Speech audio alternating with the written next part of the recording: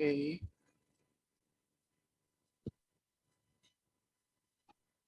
Continue.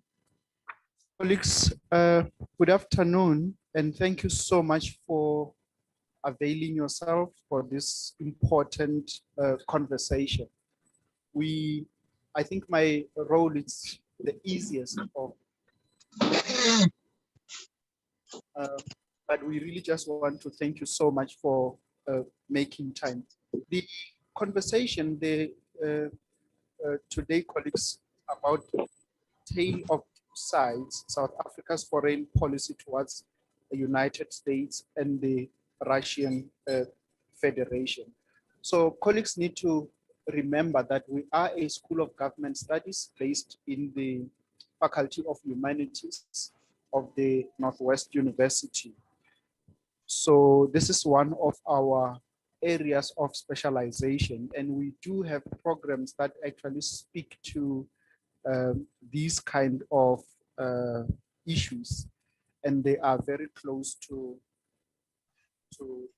our hearts. And I really just want to thank all the speakers for taking time to come on board to discuss and share their views with us on this important matter. It is really, colleagues, at the backdrop of the visit. You will remember there was a visit by the minister from the Foreign Affairs Minister from the US, but subsequently our defense minister went to Russia. And we think and believe very strongly that as a scholarly community, it is really our role to interrogate the meanings, the scholarly meanings of these relationships, of these collaborations. There are so many activities that are taking place over the Russian-Ukraine war. There is a lot of movement between the Russians and as a developing country, I think we have a role to fill in the space in the world to really understand where we are going and what are our interests. And I think this is quite important. What are our interests as a country that is in developmental issues? And there are several contexts. There are contexts of the EU agenda. South Africa has a national development plan. We've got the nations.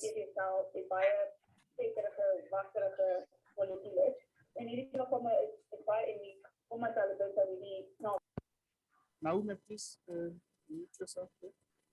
So I think, colleagues, if we allow this conversation today, I'm very certain that we will be enriched and be able to understand this kind of global dynamics. Having said that, and appreciate our panelists, Prof. Solomon, Mr. Fabricius, Prof. Thomas Hausen. Colleagues, I thank you and our participants online, and I also do have a group of colleagues here in the room with me. Thank you, and I wish you well. Dr. Prinsloo, thank you for that. Thank you, colleagues. Thank you, Prof.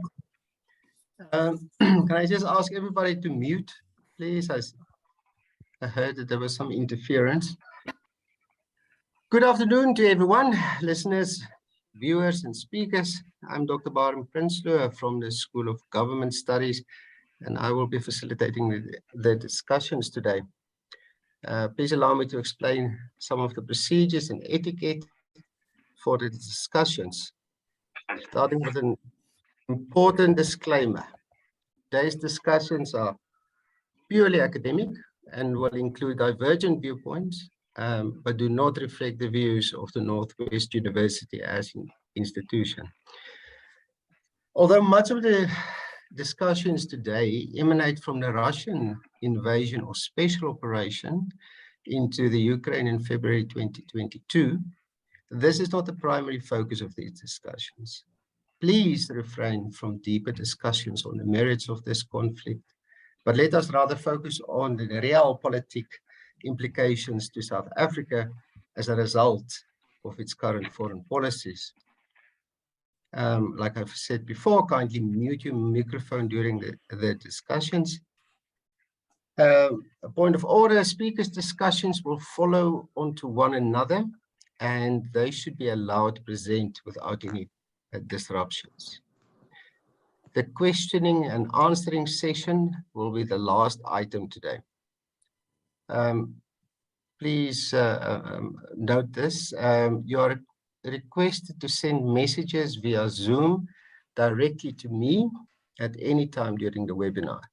All messages should include a short introduction or background to the question, if applicable, the question itself, and to whom specifically should it be asked. I will then pose the questions to the relevant speaker during the questioning and answering session. Directly related follow-up questions are permitted during the session from anyone following the answer provided by the speaker. The aims of the webinar are to discuss the impact which South Africa's stance have on its political standing in the global world and on its economy. In other words, on the ordinary South African. Following clear requests to South Africa for support from both the United States and the Russian Federation that are equally vying support over the other. Now, imagine a world where states are aligned to great powers. Depending on their alliances, states would be mutually energy and economically exclusive. At best, this will be a time where geopolitical tension simmers between the great powers and those aligned with them, concluding in proxy wars and arms proliferation. And at worst, this will be a time of ultimate conflict, scarcity of resources, and general agony. Such a scenario will be very similar to the time when the world was indeed grouped into three parts. The first world, aligned to the Western Bloc, led by the United States. The second world, aligned to the Eastern world, led by the Soviet Union and China. And the third world, or the non-aligned and neutral economies. Remember this last one, non-aligned and neutral countries. Although ideologically inspired, these terms became synonymous with the state's level of industrialization or economic development, and even persists today in the common tongue. South Africa is still currently part of the original non-aligned movement or group of 77, which is actually about 134 developing countries from Africa, South America, and Asia. Excuse me. South Africa's foreign policy objectives have been adapted since the Russian invasion or special operation of Ukraine. And according to its own wording, it places South Africa into the non-aligned and neutral countries bloc. It is not clear if this stance by South Africa reflects the collective will group of 77.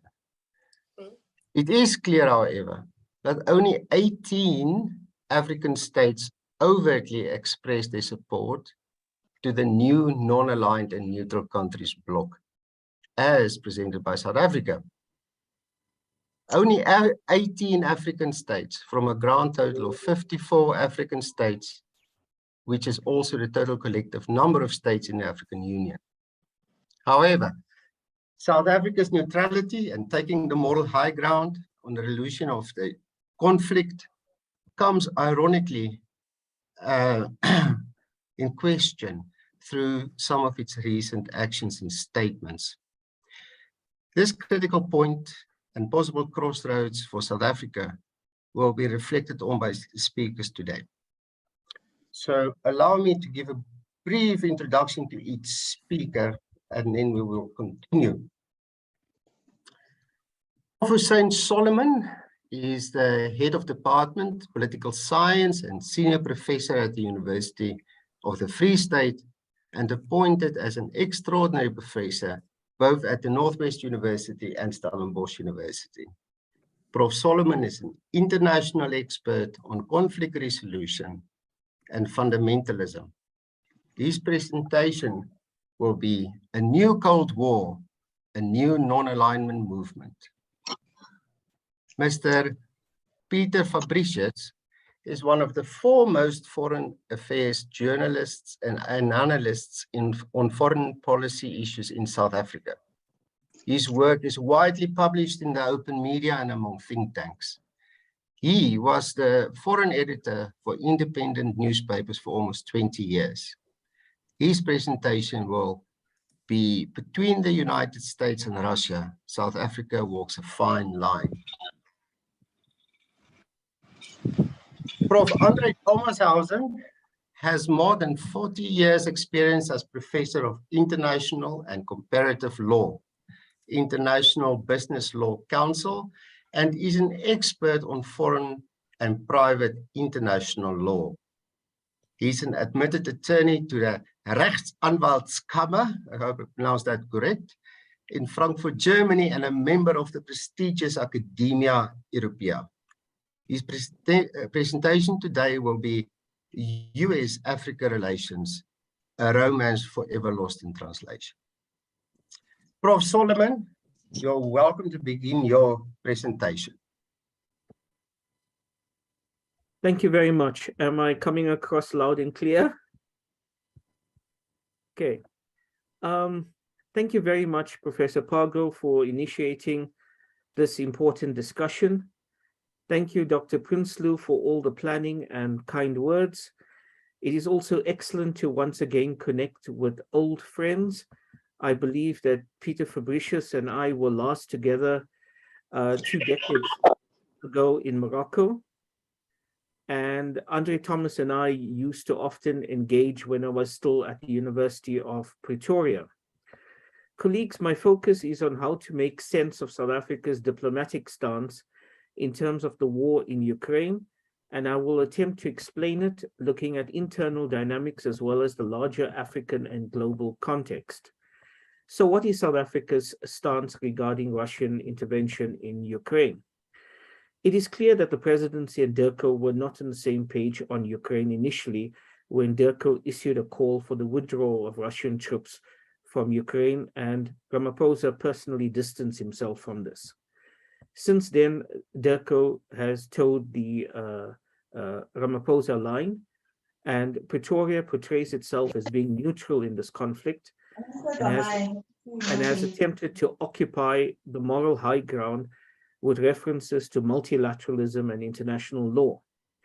So when US Secretary of State Antony Blinken was with his South African counterpart, Naledi Pandor, she reminded him that international law requires conflicts to be resolved peacefully and without the threat of the use of force. Meanwhile, the Department of Defense's spokesperson stated, and I'm quoting him, that South Africa stands ready to work with all peace-loving nations of the world through relevant multilateral bodies to contribute meaningfully towards lasting peace in the world, unquote. Now, critics, however, have pointed out that statements and actions from Pretoria suggest that the country is far from neutral and more pro-Russian. For instance, following a telephonic conversation with President Putin, President Ramaphosa accused NATO of fomenting the crisis and made it clear that he would resist calls to condemn Russia's actions. This presumably was a reference to NATO's eastward expansion, which incidentally was first raised by President Boris Yeltsin with President Bill Clinton in 1993. Similarly, critics point out that South African Defense Minister Thandi Modise's participation in a global security conference in Moscow, hosted by her Russian counterpart, does not speak to South African neutrality. Modise's call for the ending of proxy wars was interpreted as Pretoria viewing Ukraine as a mere proxy to Western interests, seeking confrontation with Moscow. South Africa, of course, also attended Moscow's Army 2022 International Military and Technical Forum, and Russian Defense Minister Sergei Shoigu also raised the prospect of further bilateral military and security cooperation with MUDISE. Currently, Moscow is assisting the SANDF with pilot training and other technical issues, such as servicing equipment from Russia and spare parts. Some analysts have pointed out that South Africa's proximity to Russia on face value does not make sense, given the fact that Pretoria enjoys stronger trade and investment ties with Europe and the United States than with Russia. Professor William Gumede wrote, meanwhile, in relation to Ukraine, and that South Africa and other African countries must link their foreign policy to their strategic domestic interests, political stability, and investment attraction. This, of course, when speaking about the national interest, is easier said than done, given the fluid nature of democracy as practiced in Africa, where regime security is often purchased at the expense of human security of ordinary citizens. National interests generally represent the parochial and venal interests of a predatory elite. This would also explain why Blinken and the Biden administration emphasis on democratic and open societies would have little resonance amongst African leaders, whilst Beijing and Moscow's support to non-interference, or more accurately supporting incumbent regimes, will have resonance. Talk of national interest in the South African context, however, is complicated by two additional factors. Dirko's recent framework on South Africa's national interest and its advancement in a global environment is a confusing document. On the one hand, the document defines national interest in values and ideals of the Constitution and by the needs of its people to overcome poverty and unemployment and the like. But if the values and ideals of the Constitution are not in alignment with the needs of the people, for example, seeking economic ties with a country with a dubious human rights track record in furtherance of the economic interests of your own people. To muddy the waters further, the Dirko document also notes that the national interest is also shaped through solidarity with the region, the continent, and the South. There have been instances where these have not been aligned, and in any event detracts from the national interest. In my view, this lends itself to South Africa having a foreign policy which is often viewed as contradictory and mercurial.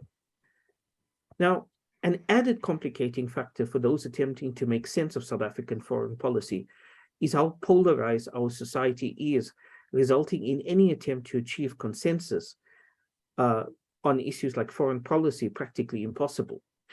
Now, go back to the 29th of May, 1998.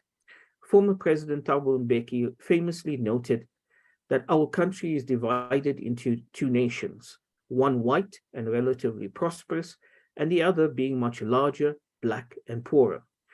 I've reflected on the statement also in how South Africans are divided on the issue of Ukraine.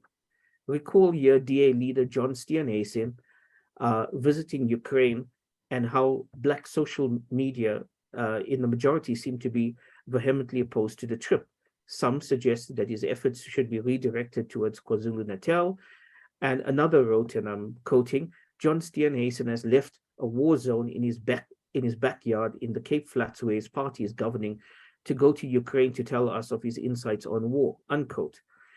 What the majority of black social media users had in common, it seems, was that there was far more pressing issues domestically than worry about some faraway conflict, even though, as Dr. Prinsloo pointed out, this conflict has already had such a tremendously negative impact on our domestic economy with supply chain disruptions and spiraling prices of food and fuel. Other political formations did not even attempt to play Dirko's card of neutrality in the conflict. The SACP's Solly Mapaila stated, an impression is created that Russia is the aggressor. The aggressor is US imperialism that has aggressively tried to encircle Russia, and Russia has to defend herself, unquote. And the EFF was even more explicit. We're here to say to NATO, we're here to say to America, we are not with you, we are with Russia, and today we want to say to Russia, thank you for being there when it was not fashionable to be there. And do not doubt our support to Russia. Teach them a lesson. We need a new world order We are tired of being dictated to by America, unquote. For those of you interested in South African public opinion and the war in Ukraine, I would urge you to read Professor Irina Filatova's excellent article on the subject. Now, the larger African and global context, I believe, is also having an impact on Pretoria's policymakers as they attempt to frame a response to the conflict in Ukraine. There's a perception that we're experiencing a new Cold War, which necessitates, as Dr. Prinsloo alluded to, a new invigorated non-aligned movement. The Durko document I mentioned specifically made reference to the Bandung principles and a non-aligned movement in shaping South Africa's national interest. When Russian Foreign Minister Sergei Lavrov visited Kampala, Ugandan President Yoweri Museveni explicitly stated, and I'm quoting him, "We don't believe in being enemies of somebody's enemy," unquote. What makes Museveni's remark significant is that he's the incoming chairman of the non-aligned movement, which of course had its origins during the Cold War as these countries sought to avoid geopolitical polarization. And it should also be noted that during the vote on the war in Ukraine in the UN General Assembly in March, the African contingent amounted to half of all abstentions recorded on the vote. SADC leaders has also proposed a non-aligned policy on international war at the AU. Zimbabwe's President Emerson Mnangagwa said that Africa should not be divided by wars in Europe. Now, this non-aligned stance has a resonance wider field. When pressured by Western states to take a tougher stance against Russia, India's Foreign Minister Subramaniam Jaishankar stated, and I'm quoting, "Europe has to grow out of the mindset that its problems are the world's problems." Turkey, a NATO member state, has also chosen to maintain its channels of communications with Moscow, and recently President Erdogan and UN Secretary General Guterres have brokered a deal to ensure that ships containing wheat could leave Odessa. Austria, too, has declared its neutrality in the conflict, and this neutrality seems to have wide domestic support.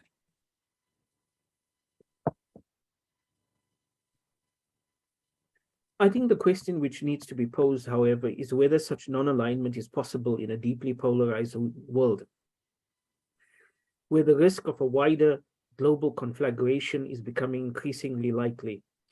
Think here not only of Ukraine, but also developments around Taiwan. During his visit to Cameroon, Benin, and Guinea-Bissau, French President Macron criticized African nations for being hypocritical in relation to the war in Ukraine. The US Congress, meanwhile, proposed the Countering Malign Russia's Activities in Africa Act, which seeks to punish African countries cooperating with Russia. There are both sticks and carrots here. At the same time as Blinken's visit to South Africa, US investors with more than $1 trillion of assets under management were in South Africa to look for investment opportunities.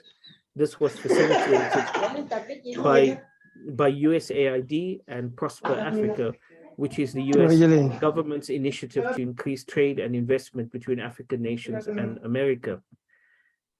And then there's what of South Africa's preferential trade access to US markets under the African Growth and Opportunities Act. South Africa is the largest US trade partner in Africa, with a total two-way trade amounting to $17.8 billion in 2019, and approximately 600 American businesses operated in South Africa. South Africa and the EU, meanwhile, are preferential trading partners since the entry into force of the 2016 SADC-EU Economic Partnership Agreement. The EU remains the largest investor in South Africa, accounting for 90% of total FDI inflows into South Africa. In a world increasingly characterized by the sentiment, "you are either with us or against us," is non-alignment possible? South Africa is not India, Turkey, or Austria. Our fragile economy is extremely vulnerable to external pressures. Allow me to conclude this presentation with this African proverb: "When elephants fight, the grass gets trampled." Thank you.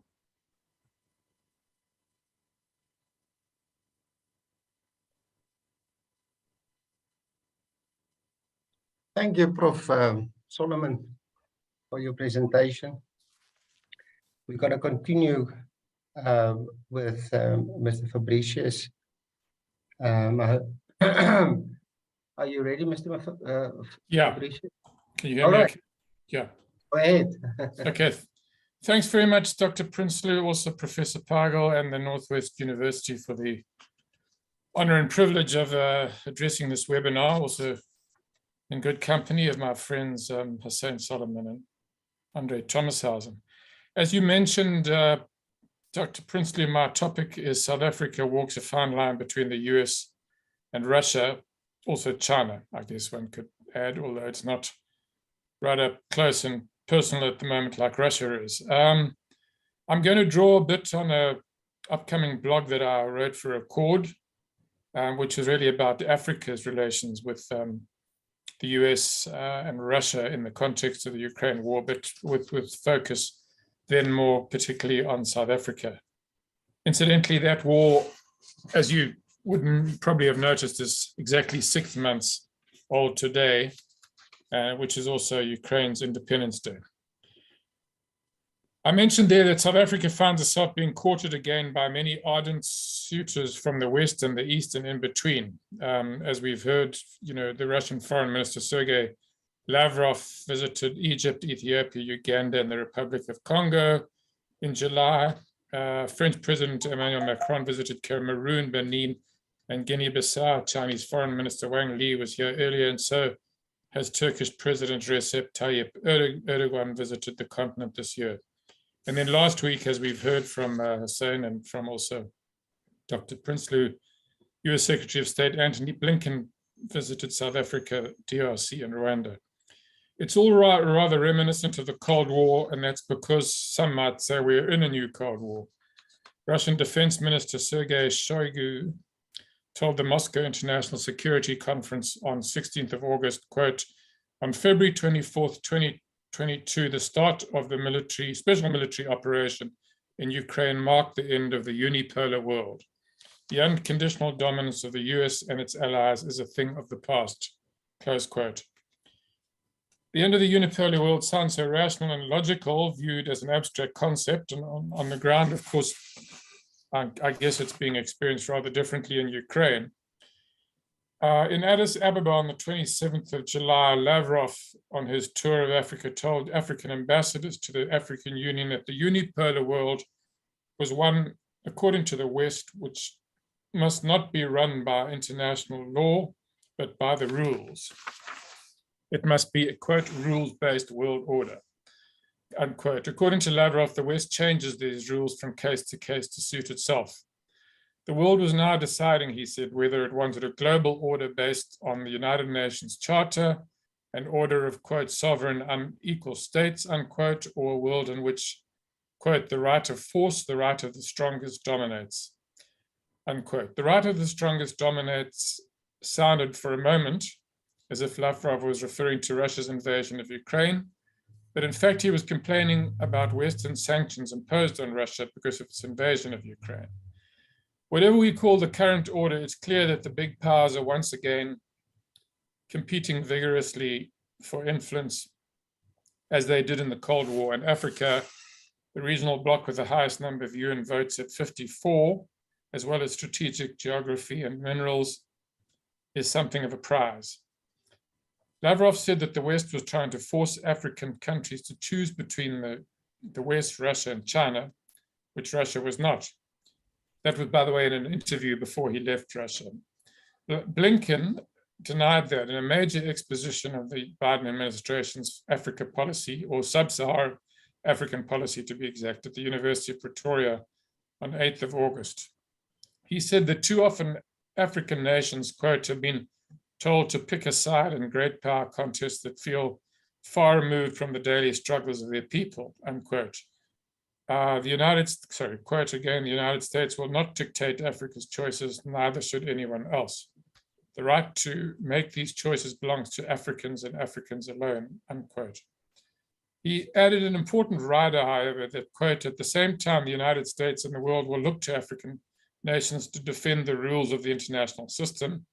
that they've done so much to shape. These include the right of every country to have its independence, its sovereignty, its territorial integrity respected, a principle now at stake in Ukraine, unquote. The US strategy towards Sub-Saharan Africa, which Blinken unveiled during his African safari, is certainly clear that America does see itself as in competition with Russia and China and Africa. And it says, of course, that the US and the West are a better choice for Africa.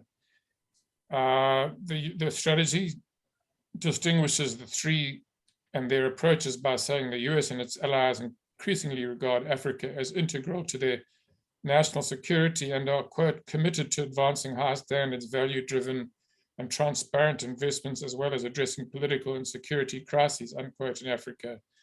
By contrast, it says China, quote, sees the region as an important arena to challenge the rules-based international order, advance its own narrow commercial and geopolitical interests, undermine transparency and openness, and weaken US relations with African peoples and governments, unquote. Russia, meanwhile, quote, views the region as a permissive environment for parastatals and private military companies, often fomenting instability for strategic and financial benefit. Russia uses security and economic ties as well as disinformation to undercut Africa's principled opposition to undercut Africans' principled opposition to Russia's further invasion of Ukraine and related human rights abuses, quote, close quote.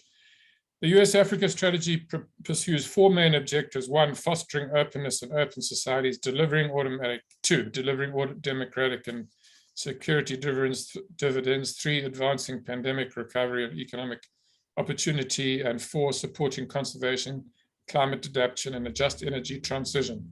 What is interesting about the strategy, though, which is not in its main objectives very new or surprising, is a new emphasis that Africa intends to mobilize Africa in a joint endeavor of equal partners to achieve what it says are, in fact, global ambitions. Where does all this leave South Africa? Certainly this country has been embraced in some of these joint endeavors, such as the $8.5 billion financing by the US and other Western states to help South Africa make a just transition from coal-fired electricity to renewables, and also the support from the US and others to help South Africa develop its own COVID-19 and other vaccines. Russia's war against Ukraine obviously has inevitably complicated relations with the US, as we know. South Africa was one of 17 African states which abstained from the pivotal United Nations General Assembly resolution in March this year, which strongly condemned Russia for its aggression, quote unquote, against Ukraine. One state only, what we might call the Hermit Kingdom, Eritrea, voted against the resolution, while 8 nations did not vote at all. And 28 African states voted for it. In other regions, the resolution was carried by larger proportions of countries. Africa's relative ambivalence perhaps reflected its historical non-aligned stance in the Cold War, and this might have been another sign that we are now entering a new Cold War. Pretoria has perhaps been the most explicitly non-aligned in the Russian-Ukraine war, although that might also, of course, reflect its relative size and importance. Though its critics, including the main political opposition here, the Democratic Alliance, which Hussein has referred to, accuse it of leaning quite heavily in practice towards Russia, in part because of the support which the ANC in exile received for its armed struggle from Russia's previous incarnation, the Soviet Union, and in part because the ruling ANC still views the world somewhat anachronistically, one might think, as the terrain of a global ideological struggle between progressive revolutionary forces, which include itself, and reactionary counter-revolutionary neoliberal forces led by the US and the West. One can see this in every international relations policy document which the ANC drafts, including the one for this year's policy conference. Each one of these assesses the, quote, balance of forces, unquote, in the world, as though the ANC was sitting in a war room straight out of George Orwell's 1984. So ANC has always hankered after someone or something to balance what it regards as the vicious hegemony by the US and the West of the post-Cold War world. It was surely Russian President Vladimir Putin's elevation of the BRICS to summit level in 2009 at Yekaterinburg with a new political agenda of counterbalancing the West that got the ANC so excited about joining, which it did the next year. And so when Russian Defense Minister Shoigu told the Moscow International Conference last week that Russia's invasion had ended the unipolar world and that the, quote, unconditional dominance of the US and its allies is a thing of the past, that was probably music to the ears of South Africa's Defense Minister Thandi Modise, who was in the audience. Pretoria's dogged insistence on remaining, quote, non-aligned, unquote, in this war, a position which it distinguishes from being neutral, has incurred the dismay or wrath of Ukrainians, Western governments and citizens, and many fellow South Africans, as we mentioned, most prominently the Democratic Alliance opposition. When I asked President Zelensky about South Africa's position in an online briefing he gave for African journalists earlier this month, he ignored that fine distinction between non-aligned and neutral and said that South Africa remaining neutral in Russia's war against his country was like maintaining neutrality between, quote, life and death. He cautioned that one day South Africa might find itself facing similar challenges and the world then could likewise choose to be neutral towards it. I don't believe there can be a neutral position to war, he declared. That succinctly summarizes the attitude of many Western governments, perhaps all, towards South Africa's position. And some of them have annoyed Pretoria by publicly expressing their views. This has prompted South Africa's Minister of International Relations and Cooperation, Lady Pandor, to rebuke ambassadors and officials from unnamed Western countries. She recently complained that some had told her that the West had supported the liberation struggle, so why could the ANC not support Ukraine's, quote, liberation struggle, unquote, against Russia? Pandor dismissed this line of questioning as patronizing and said that the West had never supplied the ANC with arms for its armed struggle, while Russia, in the form of the Soviet Union, of course, had done so. Some have retorted to that characterization by pointing out that Ukraine itself was part of the Soviet Union too, so it also provided the ANC with weapons. It was revealing too in Pandor's remarks how the ANC's rather obsessive nostalgia for its armed struggle trumps contemporary concerns and interests, because as I described below, South Africa gets a lot more military assistance from the US, Germany, and other Western nations today than it does from Russia and China.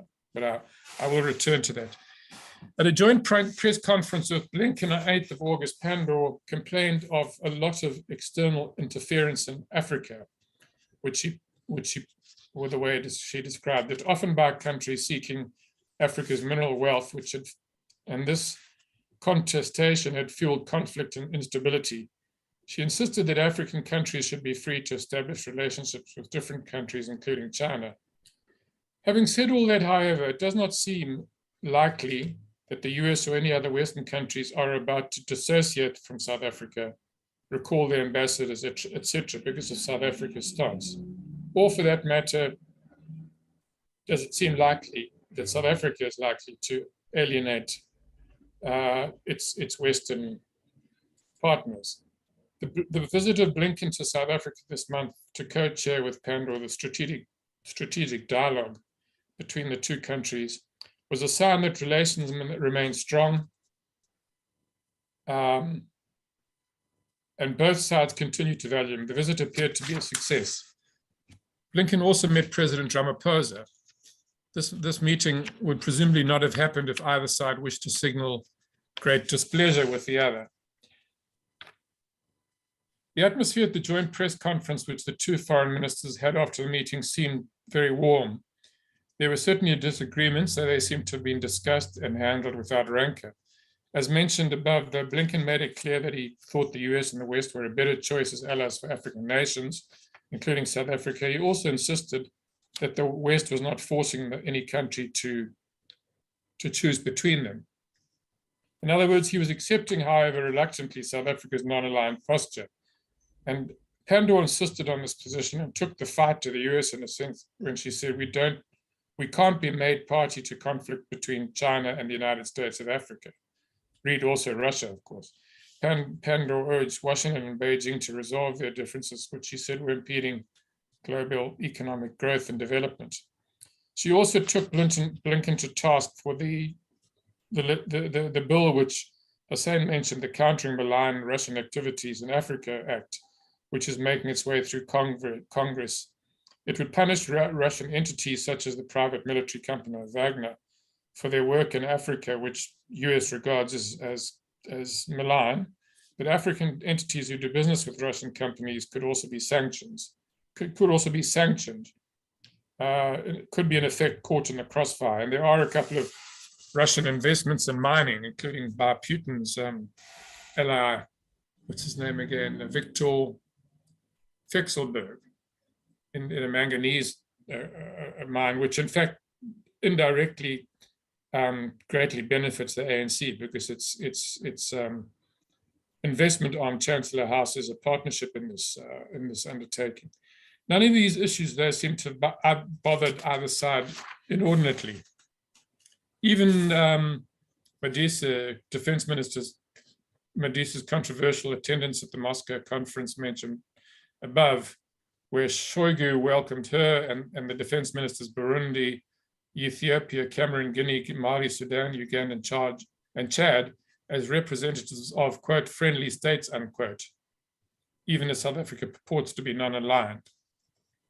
This does not seem to have overly rattled the US, although perhaps time will tell.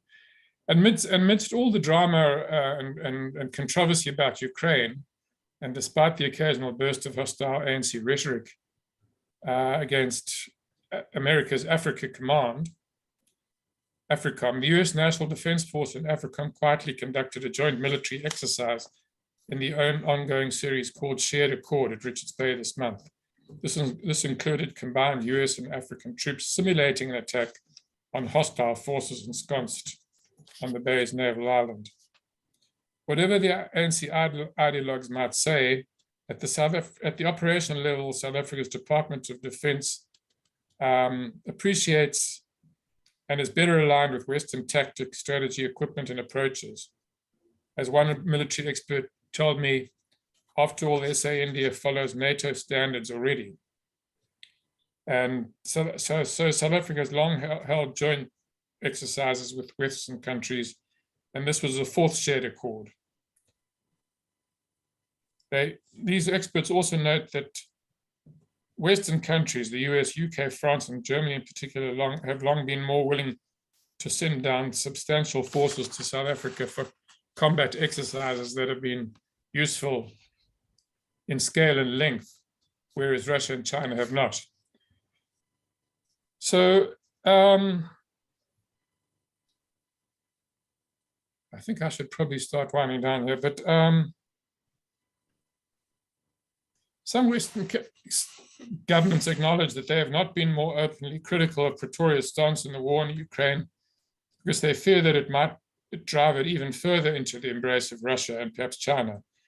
And as the Western military exercises perhaps give us some indication, this might include a concern that strong criticism could drive South Africa from the West's military sphere, and is where it belongs currently, perhaps rather ironically, into Russia's and China's. Pretoria is very conscious of these Western concerns and deliberately walks a fine line between the West on the one side and Russia and China on the other, confident that the West needs it too much as a beacon of democracy and economic strength on the continent to cast it adrift. South African diplomats admit that they're rather envious of China, which manages to walk this tightrope even more adventurously, for instance, buying Russian oil at huge discount, because it feels it is too valuable to the West to be censured. South African diplomats recalled that in just a few months into Russia's war against Ukraine, and despite all the criticism, German Chancellor Olaf Scholz, on a visit to South Africa, still invited Ramaphosa to the G summit in Germany. Likewise, one could say that South Africa's membership of the G20 is not in jeopardy.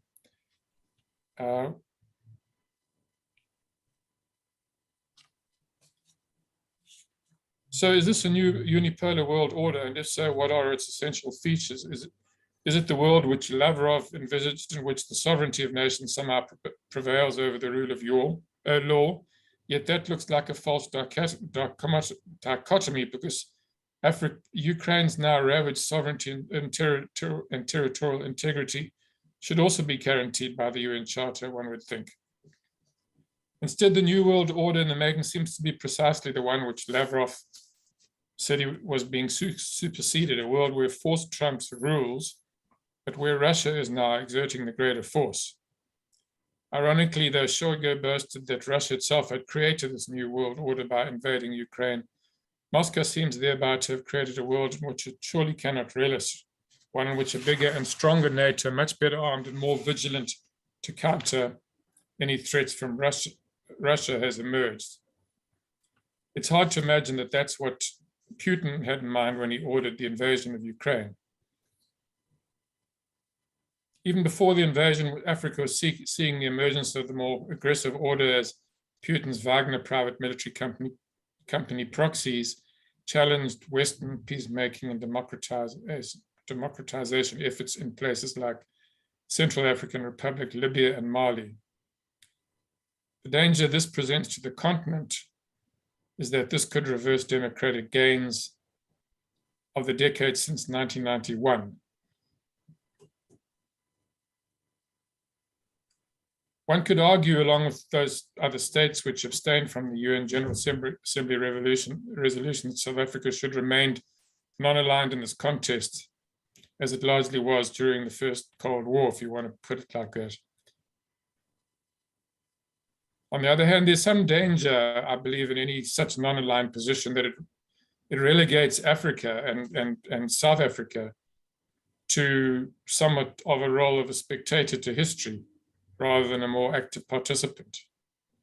It would seem that the unprovoked invasion of a peaceful democracy by a militaristic state should surely at least be unequivocally condemned, for fear at least of creating precedent in Africa and elsewhere.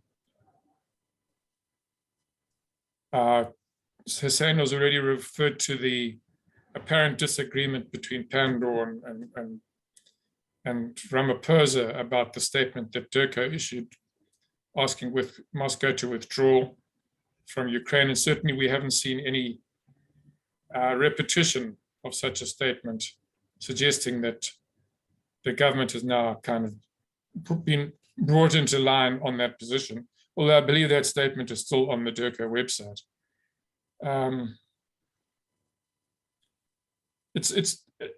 It's also been suggested that even if the US and the West, for geostrategic reasons, tolerate South Africa's position on Ukraine, even if reluctantly, we can't be too sure about the impact on our country's reputation and on Western investors, tourists, etc., on whom we rely much more heavily than we do on those from Russia and China. Of course, as Hussein has pointed out, a far greater proportion of our investments and trade are with the West than with Russia, and particularly, and even with China.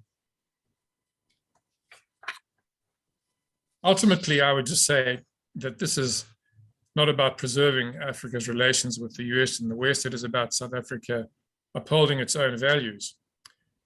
And we do, though, and Hussein also touched on this, have to consider, even as we're still deeply immersed in the debate about Russia and Ukraine, what would happen if China, our other BRICS partner with, one could say, imperialistic designs, invades Taiwan, which it has increasingly shown signs of intending to do.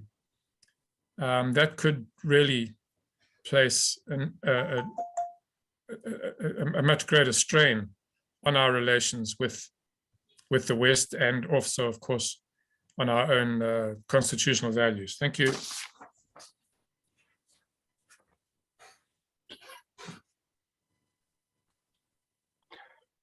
Much thanks, Mr. Fabricius. That was very insightful.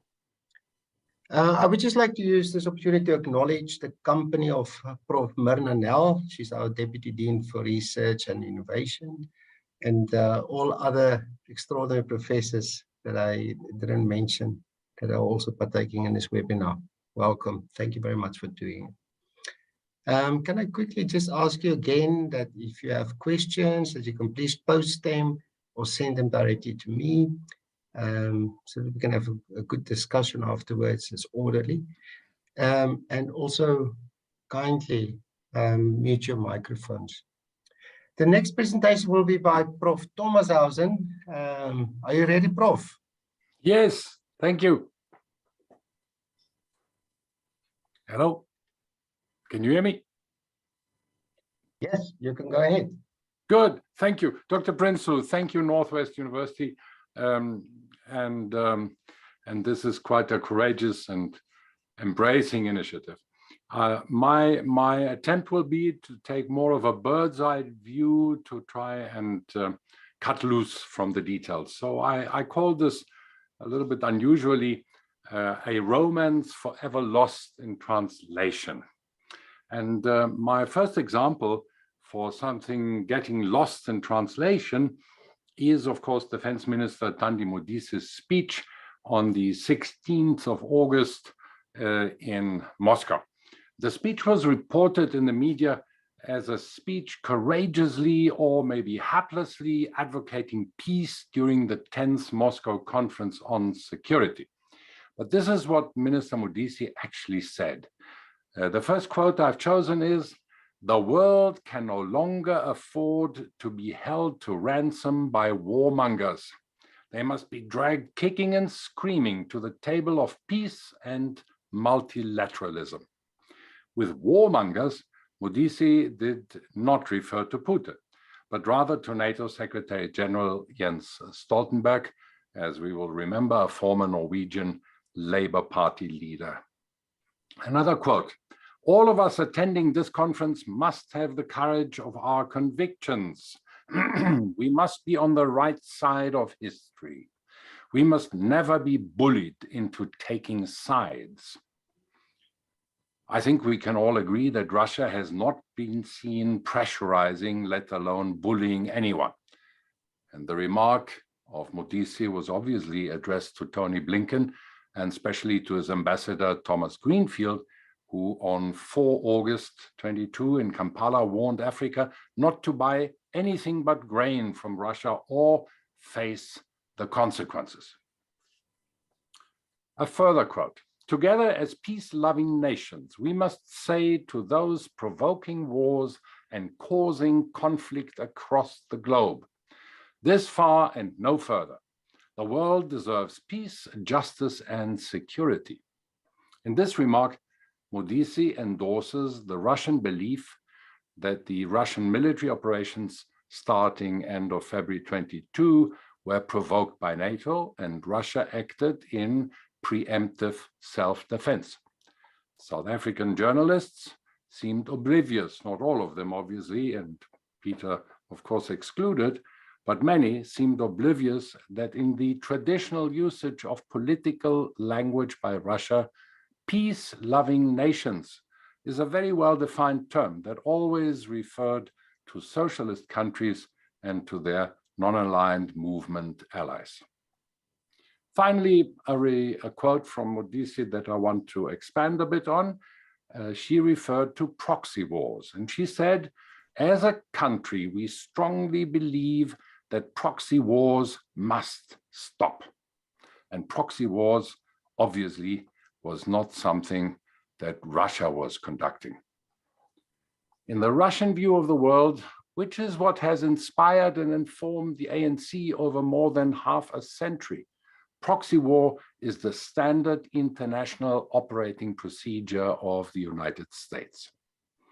The main examples regularly invoked since 1950, and not all of them, are by region, Korea, Taiwan, Vietnam, Laos. In South America, Cuba, Dominican Republic, Guatemala, Bolivia, Honduras, Brazil, Peru, Argentina, Chile, El Salvador, Nicaragua, Venezuela, Colombia, and Ecuador. In the Middle East, Lebanon, Iran, Libya, Kuwait, Iraq, Syria, plus Afghanistan, and in Africa, Liberia, Somalia, Sudan, DRC, Uganda, and Angola. The Angolan civil war was a double proxy war. In the first line of attack via the UNITA resistance movement, and in the second line of attack, apartheid South Africa, whose units came critically close to occupying the capital city of Luanda at the end of 1975. And the Angolan War, ostensibly fought to halt the advance of Russian influence in decolonized Africa, is, in my view, a blueprint of US-African relations.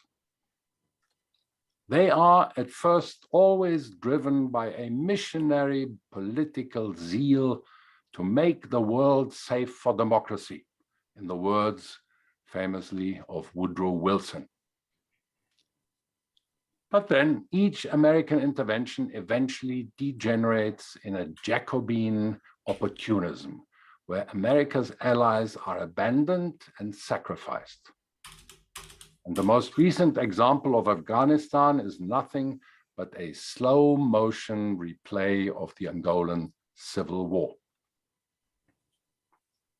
US Special Forces and AFRICOM are active in at least 25 African countries, in Algeria, in Botswana, Burkina Faso, Cameroon, Cape Verde, Chad, Cote d'Ivoire, Djibouti, Egypt, Ethiopia, Gabon, Ghana, Kenya, Libya, Madagascar, Mali, Mauritania, Niger, Nigeria, Senegal, Seychelles, Somalia, South Sudan, Tanzania, and Tunisia. This dwarfs Russian private military presence in Sudan, Mali, and CAR, 3 and maybe soon 4 countries only. The focus on training for senior African military officers is what secures influence.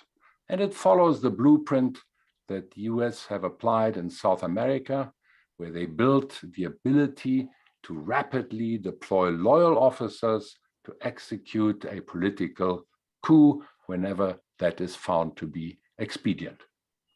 Africa fears a similar weaponization of politics.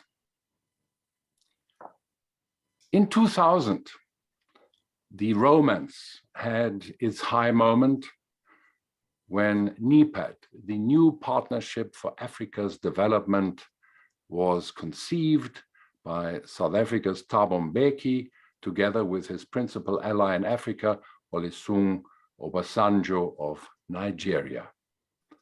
It actually attempted to make Africa safe for American democracy by proposing good governance reforms on the basis of political peer review mechanisms, investments in essential transport, energy, and communications infrastructure, totaling and calculated to amount to $64 billion, equivalent to 12% of the GDP of Africa per year for 15 years, so close on $1 trillion in total.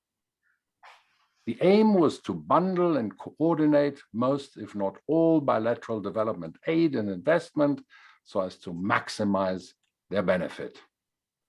But 6 months after the launch of NEPAD, at the G8 meeting in Calgary, Canada, on 27 June 2002, the proposition of bundling most aid to Africa was rejected. The true reason was that the American occupation of Iraq, aided at the time only by the UK, Australia, and Poland, had become an overreaching priority. The total cost of the war on terror from 2002 until 2012 amounted to at least $1.6 trillion, or $160 billion per year, nearly 1.5 times the proposed NEPAD investment that would have changed Africa forever. The defunding of NEPAD became the major driving force for the outreach of China into Africa.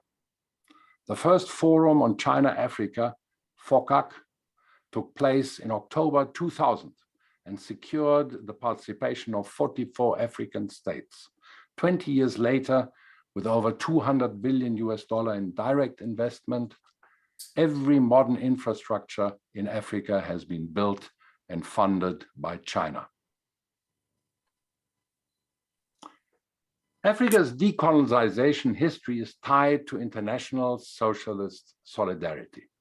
Just as apartheid would not have persisted over many decades without American and European banks funding it, and without European arms industries arming it, African liberation movements would not have won independence without the support of the Soviet Union and its allies. Most independence constitutions in Africa used the East German constitution as a blueprint and implemented command economy policies. Independent states in Africa then and now felt and feel that they were building blocks of the non-aligned movement and adopted the principles of peaceful coexistence as foundations of their foreign relations. From it emerges now the principle or the doctrine of non-domination. Africa has 16% of the world's population and 20% of the world's land mass, but it contributes only 2.84% to the world's GDP, chiefly so because it has access to only 4% of the world's energy. We can clearly see the curves of contribution to world GDP and access to energy completely running parallel. The 54 states in Africa only recently acquired sovereignty and are socially, economically, and politically still fragile. And it is natural that they are adverse to entering into dominant relationships. Despite China's overreaching entry into Africa, governments have guarded their national interests against Chinese companies quite vigorously, confirming the non-domination focus. In South Africa, litigations against the massive Chinese railway rolling stock corporation and the even larger mining company Zine Group are just two very recent examples. From the non-domination doctrine follows Africa's view on the use of force in international relations. And it found its latest expression in the remarks by Foreign Minister Pandor during the Blinken visit. Namely, international law requires conflicts to be resolved peacefully by the means of diplomacy and without the threat or use of force. African governments in their state practice have shown that they are highly sensitive to any use of force. They follow Pandor's strict interpretation of the UN Charter, whereby no individual threat or use of force is ever justified unless it constitutes self-defense. And this can be observed as a fundamental state practice. It explains why Africa never agreed to support or condone the Western use of force in Iraq, Libya, Syria, Somalia, or Palestine. This will not change. Threats of consequences should African states continue to refuse to support Ukraine will only reduce further the relevance of US policy in Africa. A little way back on the 5th of February 2017, I published a piece in the IOL where I proposed that America and Africa should become the catalyst for providing access to electricity to some 300 million people living without it. There is obviously no successful and competitive learning or industry without energy. I then tried in 2017 to remind the then caretaker US ambassador, of the promise made by President Obama in Cape Town in a speech on the 30th of June 2013 to bring light to darkness. Nearly 10 years on, the USAID Power Africa program has installed about 5.5 of the envisaged 30 gigawatts of power. So it will take another 50 years to install the rest. The promised and budgeted combined Western support to the Ukraine is by now exceeding $400 billion if the new and oncoming arms race costs are factored in. Germany alone will increase its defense budget by 100 billion euros. So Africa's development hopes, as in the case of NEPAD 20 years ago, appear to be lost again in maybe translation. I still called it a romance. The African-American romance is most of all cultural. The slave trade implanted Africa into American history, society, music, and politics. The American Civil War and the Civil Rights Movement in America are intractably linked to Africa, just as the dreams of justice and fairness of generations of oppressed African people found inspiration and hope in the evolution and the conquests of the American society. American music, fashion, motoring, culinary trends, movies, expressions are loved in most countries of Africa. But the greatest dream of young people here on this continent, to be able to maybe study in the US, at least on the postgraduate level, are shattered. They have to settle for the hope of benefiting from one of the plus minus 30,000 available study bursaries from China and Russia. So that is my bit, and I hope it was controversial enough to prompt many questions. Thank you. Many thanks, Prof. Thomas-Hausen. That was a very, very provoking, thought-provoking speech that you gave. Thank you for that.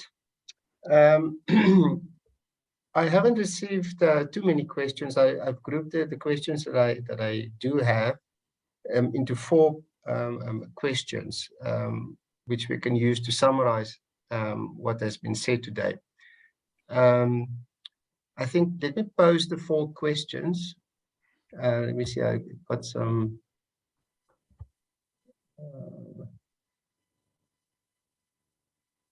Okay. Right. So let me pose the 4 questions. And what I will do is I will give each one of the speakers the opportunity to quickly provide an answer on that. We are just in time. We have half an hour for this. So let's see what we can do in this respect. So if I can start with Prof.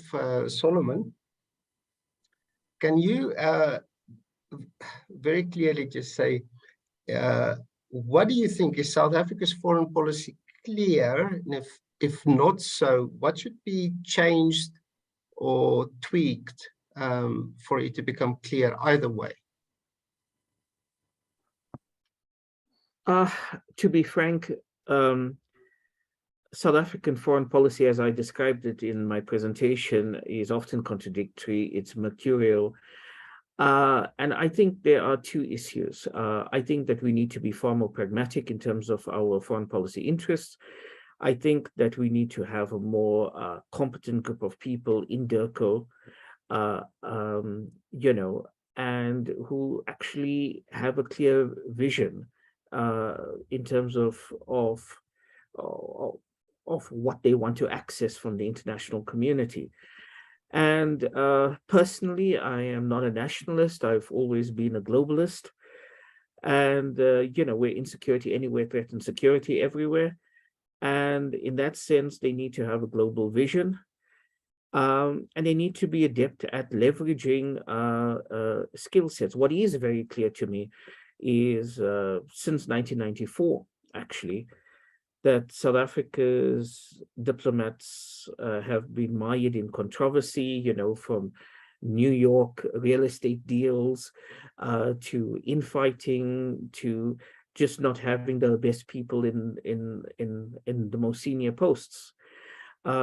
It is a function of cadre deployment and so forth, but it's not just a DIRCO thing. I think it's the ANC, and personally, I'm looking forward to 2024 to seeing how the fragmentation in terms of South African politics would look like politically, and how that would impact in terms of foreign policy. But what we need is professionals. We need to have a clear vision. We need to have a clear idea of what is our national interest. The document that I quoted from DIRCO doesn't convey that. And yeah, that's what I would say. Thank you very much. Thank you, Prof. Solomon. Can I pose the same question to Mr. Fabricius? Yeah, hi. Yeah, look, I tend to agree with what Hussein is saying, but what I'm, I guess, going to suggest is that, our foreign policy, in theory, is supposed to be grounded on our constitution, right? And that's often been an issue in our foreign policy. I mean, we've had issues where for example, just one that comes to mind is a huge debate that raged some years ago about South Africa lining itself up with other African and Middle East countries against resolutions which accepted gay rights as universal. And until activists in this country began to say, but hang on, we've taken very clear stances on this as a country in terms of our most enlightened constitution, one of the most admired in the world, and therefore we should actually take that same position internationally, and that eventually came to pass. Now, look, I also accept that geopolitics is a realm of its own. It's got a real politic dimension. It's got a pragmatic dimension, and it's not always perhaps possible to adhere strictly to one's principles. But I do think, I mean, in the case of the situation which is under the microscope now, non-alignment perhaps needs to be qualified. I'm certainly not suggesting that we should be sending troops to fight with the Ukrainians, although some might want to do that, and some South Africans apparently did volunteer. I don't know what's become of them. But we do need to state, even if we do not take sides in the war as such, we do need to state what our principles are. And we started to do that with that statement that DIRCO issued on February 24th, when we called, and if I didn't really know what the background was to this, but it appears that this might have been a spontaneous gesture by Naledi Pandor. We do need to state that it's not acceptable, whatever your geopolitical concerns might be about US and NATO and so on, to simply invade another country, a country which is in itself, whatever it might be in terms as a pawn in a larger geopolitical game, is innocent, And I mean, I see somebody has put that question on the chat, like, how about Ukraine and all this? So I think we could get it. We need to be a little more courageous in stating, look, okay, we're not aligned. We're not going to fight in this war. We're not sending troops to either side. But what you're doing is wrong, and you should, stop doing it and be more insistent about that. That's what I would say. Thank you, Mr. Fabricius. Prof. Thomashausen? I would agree that, we are fortunately a pluralist country, so our foreign policy is never a monolith, and fortunately so, that there are divergent opinions, and there are a few hundred ambassadors that explain things each in their own way. So that wouldn't concern me. And there's obviously also a discourse and a debate and a soul searching within DIRCO. but there are fundamentals. South Africa does have an own political identity, and soft power is one of them. Otherwise, South Africa would have yielded to the calls by the former white government to invade or to intervene militarily in Zimbabwe, for instance, to protect South African property. South Africa's option to follow soft power has really brought it to the forefront of modern diplomacy. And there was a time when there was quite a large consensus that South Africa should get a further permanent seat in the UN Security Council. I don't see any fundamental why South Africa would suddenly have changed and become a more partisan or a more combative country, giving in to emotions. And yes, of course, any conflict in the world is emotional, and conflicting parties always try and pull everyone around them into the conflict to try and justify whatever they are doing. So this call for new alliances, new allegiances, I don't see where it would serve South Africa's interests. Thank you, Prof. Can I ask you, I'll start with you, Prof. Thomas-Hausen. I'll ask you directly a very simple question. If you would have to judge, which direction is South Africa's foreign policy leaning towards? Is it leaning towards Russia or to the West, America? As I said at the end of my little intervention, there's a huge cultural affinity. America is no stranger in our new South African society. And it was actually mostly the old apartheid regime that resented America and ever since the Angolan debacle blamed America for its misfortunes. So I don't see South Africa being drawn in either way. There's a romantic reliving of good experiences, of good memories in exile in Russia. Nearly every person of influence has spent years in the East Bloc. The German embassy, my embassy, always forgets that the more relevant people in South African politics were people that spent many, many years, decisive years in East Germany and not in West Germany. So this affinity will not go away. And at the same time, that we can see that since 1994, the ANC chooses, when it comes to prestige consumer objects, they choose luxury cars built in Germany, but also in America. The Grand Cherokee Jeep is very popular and survives very well next to the German SUVs.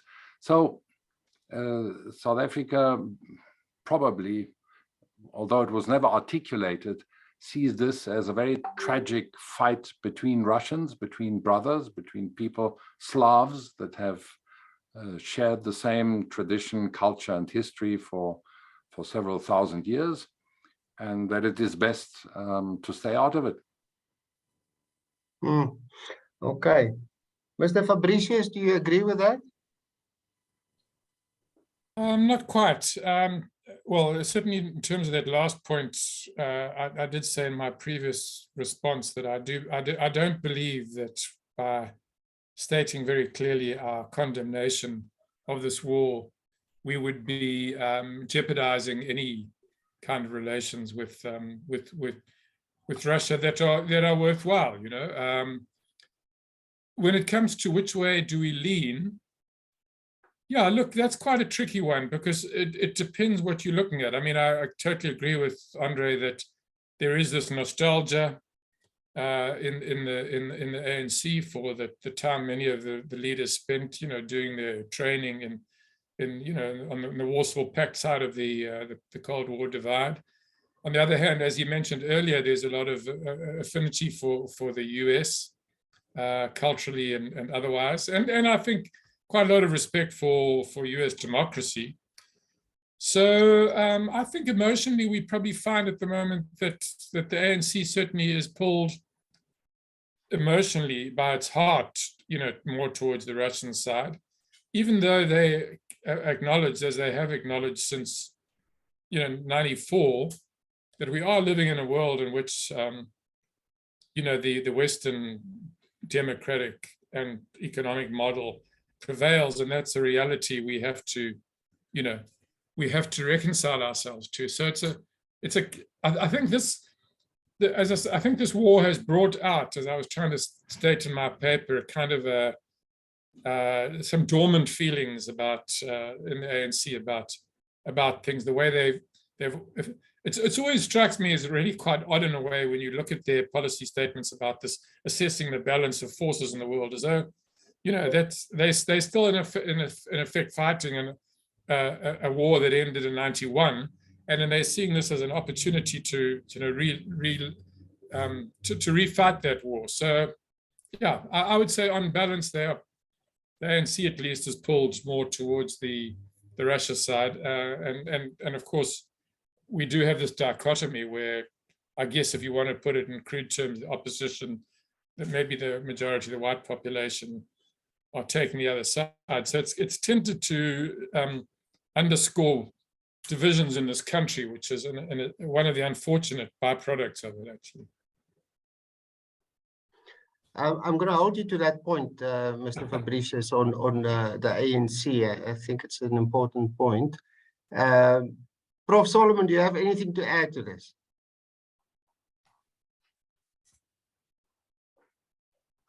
Sorry, yes. I think that so South Africa is obviously courted by different partners, and I'm not just talking about Moscow and Washington, but I'm also referring to Macron's visit here and the broader EU. I'm referring to China and so on. There were two commentators, one Professor Stephen Chan from the School of Oriental and African Studies at the University of London, and the other, Piers Pijot from the International Crisis Group, said something quite interesting, and that is that if South African diplomats, if Pretoria can play its hand skillfully, with sophistication, etc., we could sort of leverage what best in terms of South Africa's interests, okay? And again, I want to say this, that I really do not believe that Pretoria, well, first of all, I think Pretoria is kind of inward looking towards December and the ANC conference and in terms of 2024 and all of that stuff. But I also think that our diplomats and so on do not have the skill sets. They're not sophisticated enough to sort of leverage these different players, these international players, so that we don't sort of go towards the first courtier who comes to us with a good deal, okay, seemingly. So that's something that I would stress. But I also think that as we move towards 2024, we are going to see a different set of political players also in the union buildings, which will have an impact on our foreign policy. And I just hope that our foreign policy is far more pragmatic and actually reflects our tremendous domestic needs. Yeah, that's what I would say. Thank you. Thank you, Prof. Solomon.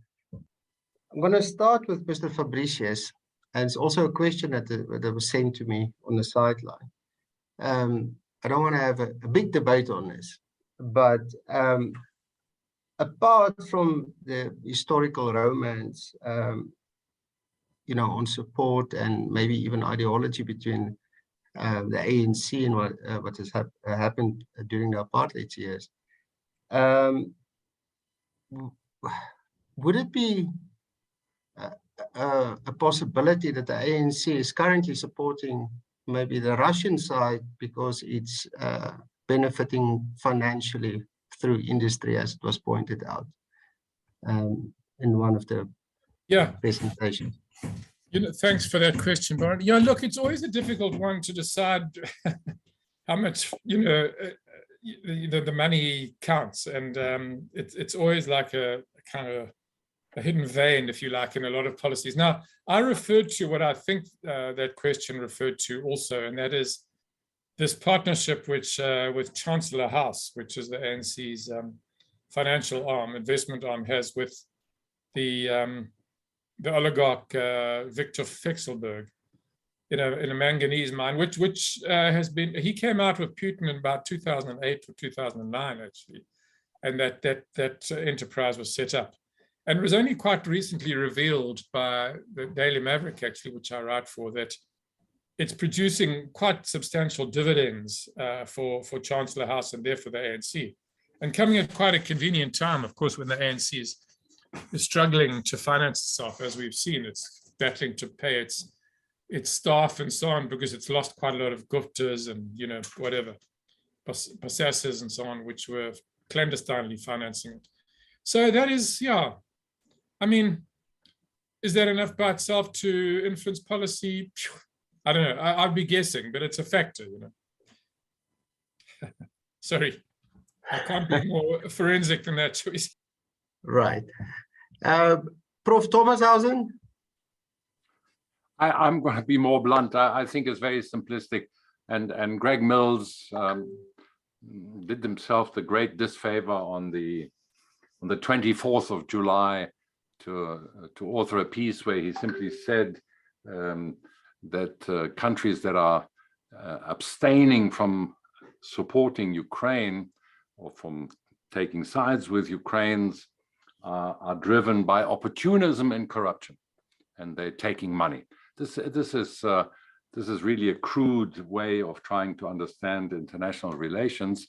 There are no secrets. There are no secrets that the ANC has been receiving some support from foundations in Russia, not from the Russian state.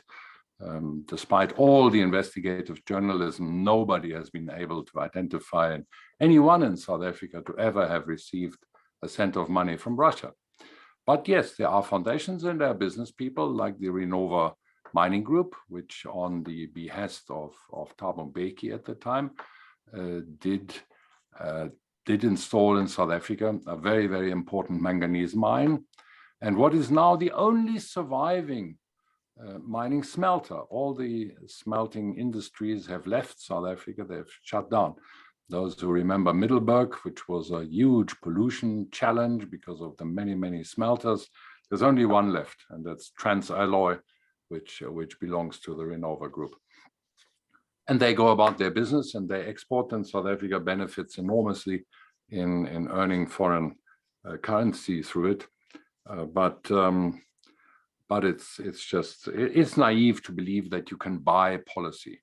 If that were the case, then Russia could have bought a lot of support in Europe, and they haven't.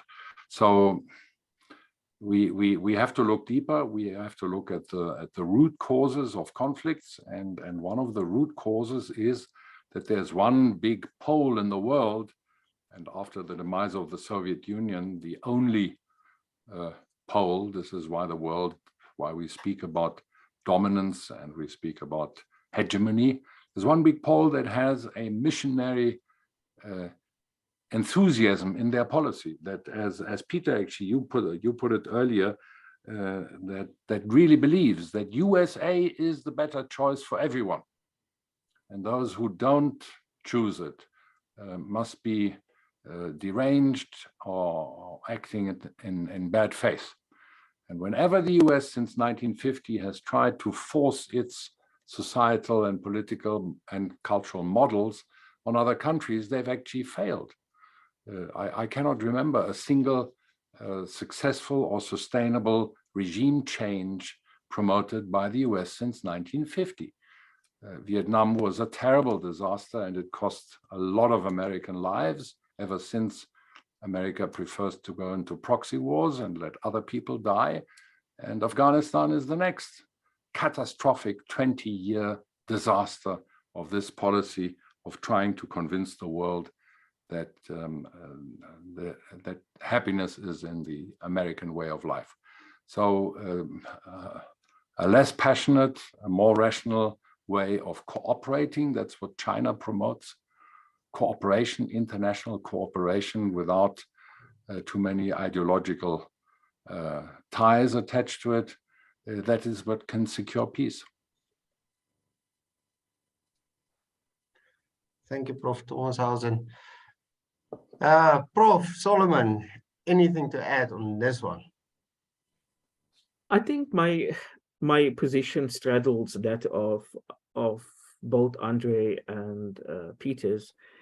And I'll say two things. I think, you know, when you look at, for example, South Africa's stance towards Cuba, you know, clearly, you know, I think there's an ideological issue there. There's the ideological underpinnings. And, you know, my brother was in exile and he spent time, as Andre knows, in Moscow. And my dad, you know, is rooting for the Russians, right? And so there is the ideological underpinnings. But I also think that, again, to get back to my previous point, you know, people who stuff millions into their lounge suites at home do not reflect the national interest of South Africa, and South Africa's venal and predatory political elite cannot articulate a foreign policy which is reflective of the needs of the country. They just cannot. And, you know, South Africa in 1994 certainly demonstrated soft power. But I also think that we don't have that soft power anymore. You know, our country is renowned or infamous in terms of corruption, state capture, Zondo, and so on.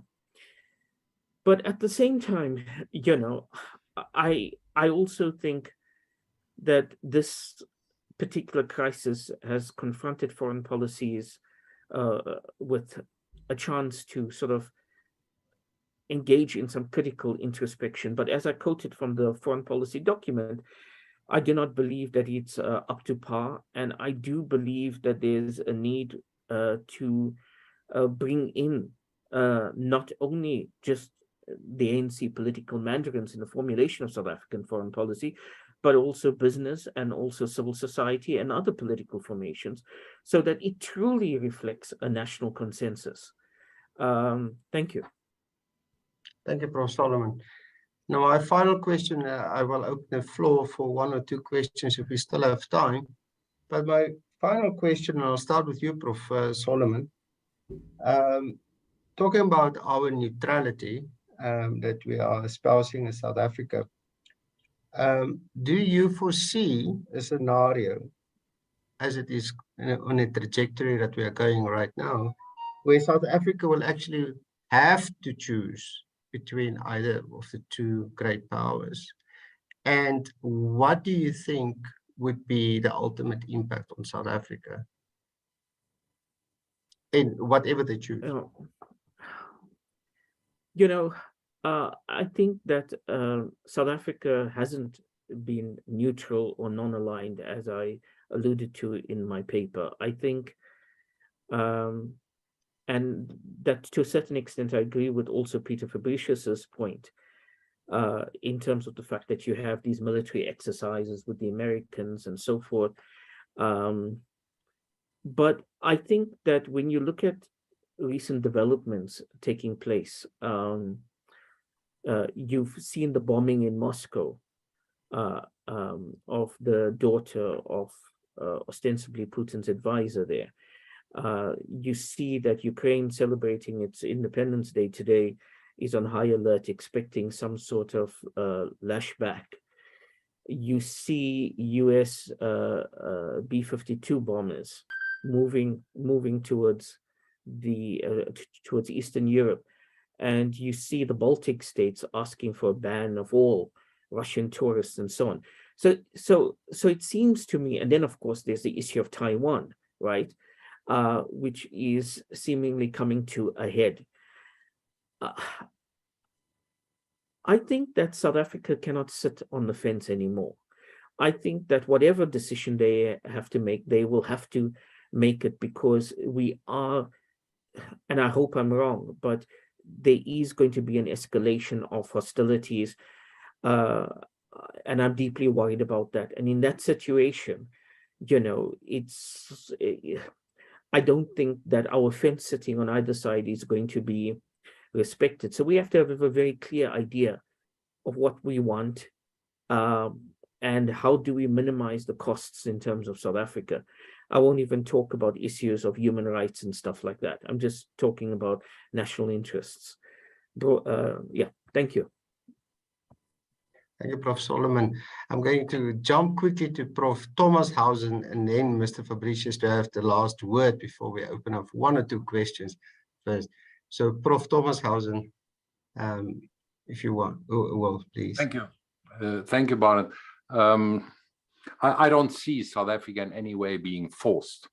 Nobody gains, and certainly US relations in Africa and in South Africa would not gain by putting a gun to President Ramaphosa's chest and threatening to expel him from whatever international forums that America still controls. South Africa is also not that easily extortable, because we don't depend that much on anyone. We are fairly self-sufficient, and if the dominance of Western oil corporations in South Africa starts refusing to fill cars with gasoline, just like they refused to fill a Russian cargo plane the other day, to refuel it, forcing it under great danger to aviation safety to fly to Maputo to get refilled. If that dominance continues, well, then there will be a national oil corporation that will take over, and the ANC is quite capable to then also take adequate measures, which could include to simply nationalize some oil corporation that is trying to damage the national interest.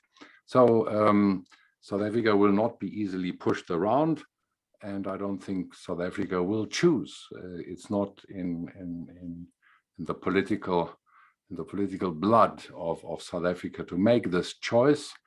Why should they turn against their biggest trading partners, which are European and American?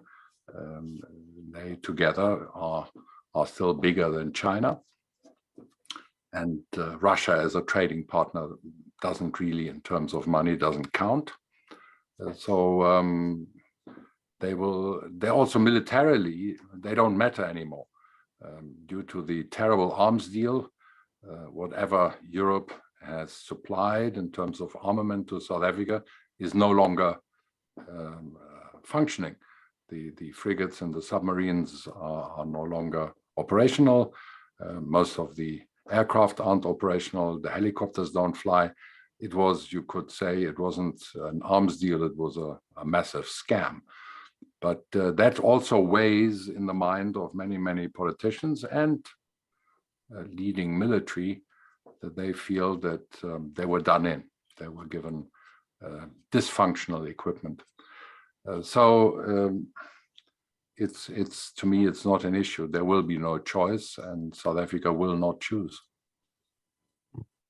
Thank you, Prof. Mr. Fabricius. Yeah, look, to your question, will South Africa choose? I suppose in a way it depends what you, will it take sides, what you mean by that. I mean, as I mentioned earlier, I certainly don't see South Africa throwing its lot behind Russia, and, either side fully. I mean, I'm reminded in a way about the old Zimbabwe debate that we've had for years. When you called on the government, South African government, to just at least condemn what was happening in Zimbabwe in forthright terms, they'd say, "Oh, do you want us to send the army up there?" And that wasn't the question. And that isn't the issue. So as I said, we could more firmly state our values. If that means, it just means moving a little bit closer towards to the one side. It doesn't really mean taking sides. And by the way, I also wanted to comment on something Andre said about how the unipolar world, was a world, dominated by US hegemony, et cetera, et cetera. I mean, yes, I mean, a lot of what the US has done is wrong, but, you know, people mustn't think, I don't think for a nanosecond that a bipolar or a tripolar world, if that's what we're moving into, is going to be a nicer place. You know, I mean, if Russia, as the defense minister Shoigu put it on, you know, at that conference in Moscow, you know, ushered in the post-unipolar world order on February 24. Well, hello, what does that tell us about that world? You know, world, in other words, of growing conflict between Russia and NATO, and maybe, you know, if China attacks Taiwan, also China. So, you know, for all its many faults, and maybe it was just one of those moments in history that transitional moments of history, the unipolar world was, in relative terms, we may look back and think, quite stable, actually. And it was possible. It was possible to extend it. I mean, you know, Francis Fukuyama talked about the end of history rather prematurely in about 1990. Russia was persuaded to join the G8, and for a while it looked like it could form part of Europe in a sense. China maybe, I don't know, you know, whether there was a possibility of China being embraced in a more peaceful global order, but these things are not impossible, and so we shouldn't, I don't think of this kind of simple dichotomy between, you know, unipolar world and utopia. You know, there are other options, as we're seeing in Ukraine. All right. We've come to the end. I do, however, have one question. Prof. Pago, are you there? One of his students want to ask a question. Prof. Pago?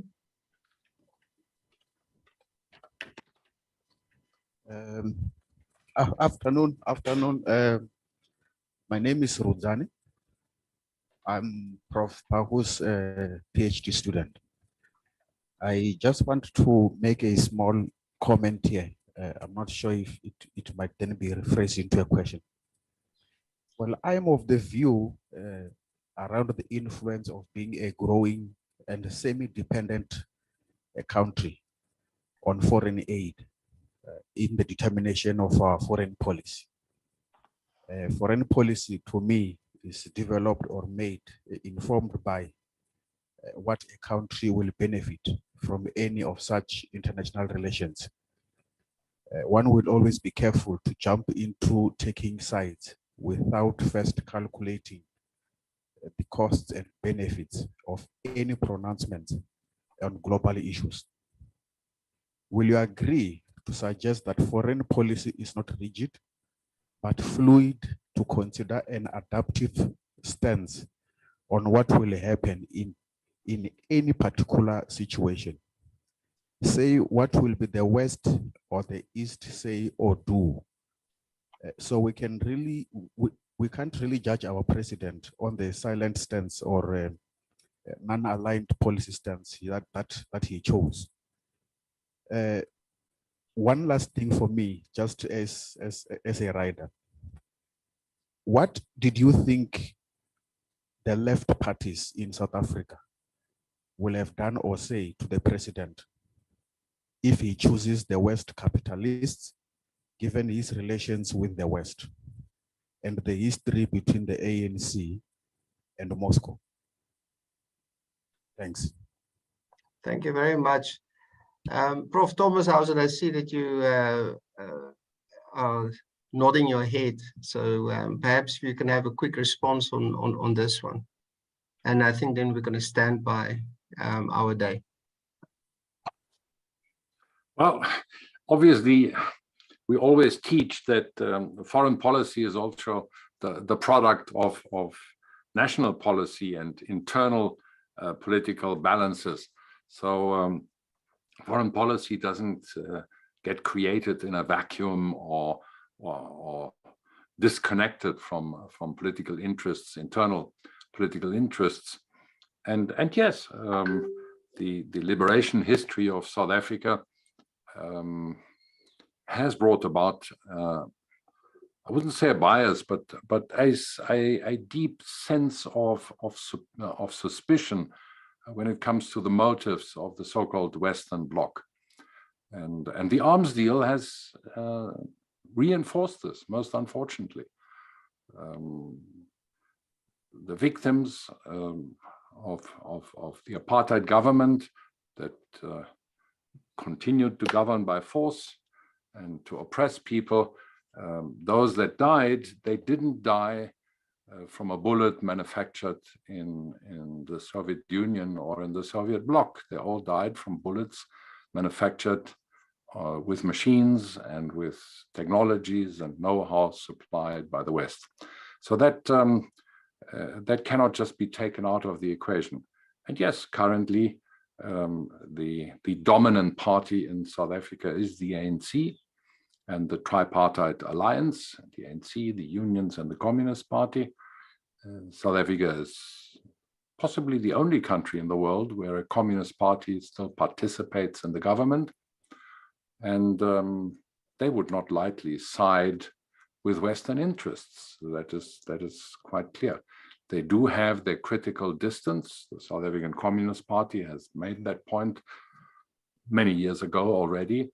And they have their own views of Marxism-Leninism, and they have their own understanding of what went wrong in the Soviet Union and why it collapsed, because nobody can deny that it collapsed.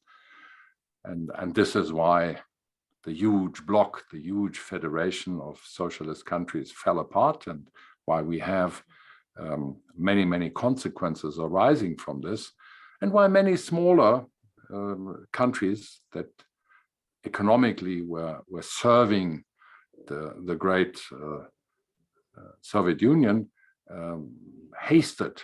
They rushed to become independent and to become integrated in the European and Western bloc. All these are realities, but I don't see South African internal politics permitting a political line such as, for instance, from the UK, where Boris Johnson, very un-English, un-British, stood up in Parliament and stomped his foot and slammed his fist and screamed, "Putin must fall."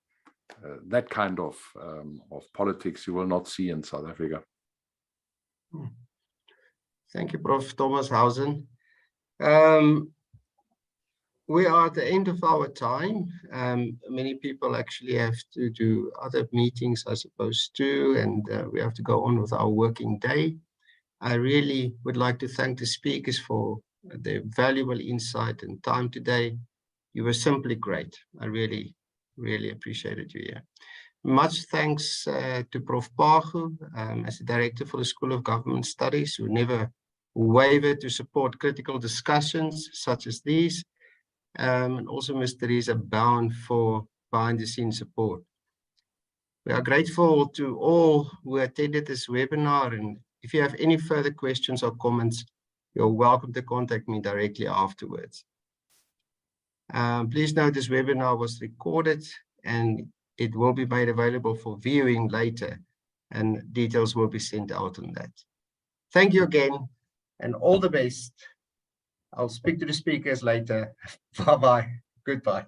Thank you, colleagues. Thanks, colleagues. Thanks, Thank you very Barend. much. Goodbye.